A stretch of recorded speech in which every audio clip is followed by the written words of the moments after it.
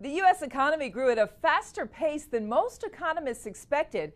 Now, that may be better news for President Obama, but according to economist Douglas Hibbs, it's stagnant incomes that are the biggest problem facing the president's reelection prospects. He joins us now by way of Skype.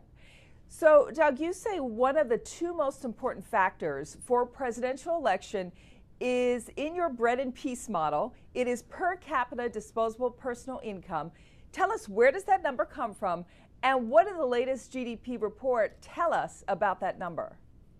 Well, to begin with, it's the growth rate of per capita disposable personal incomes, adjusted by the consumer price index in my case, and it's the growth rate over the entire term. Although this quarter's result has the biggest weight.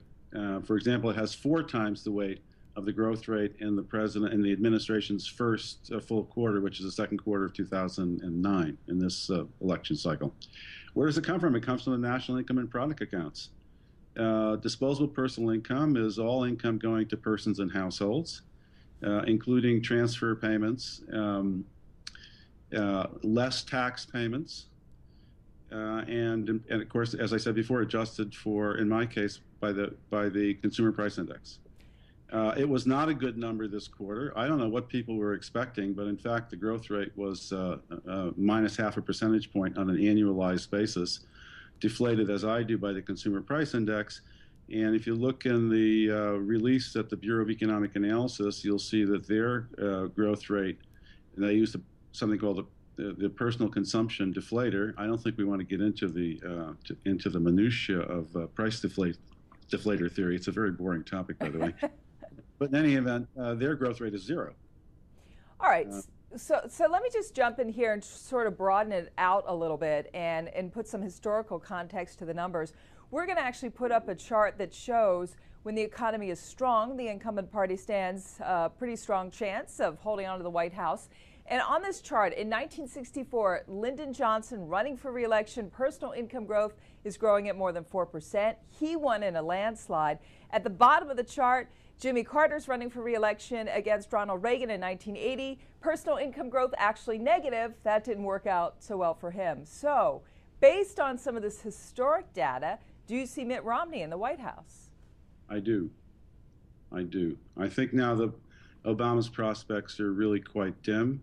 My precise estimate, and this is, by the way, this is statistics. I mean, there are random fluctuations due to idiosyncratic forces, which in a particular election could actually dominate. They will not in this election, but we didn't know that in advance. And generally, they do not. But that caveat aside, I put Obama's vote share now between 46 and 47%, a little lower than I had it earlier, because the advance estimate, at least of the third quarter of this year, is really a very poor number. It's a negative growth rate of a half percentage point on an annualized basis from quarter to quarter. Now, it's so hard, of course, to figure this stuff out, and we look at polls, almost daily, but is it possible to guess how sizable of a loss President Obama might have?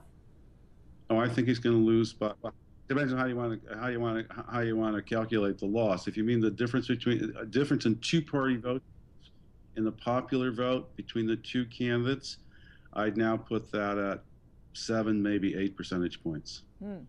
A loss of something like 53 and a half, 46 and a half, something like that. Well, you gave us a lot of information. It was good discussing the model with you. Thanks so much, economist Douglas Hibbs. Appreciate it.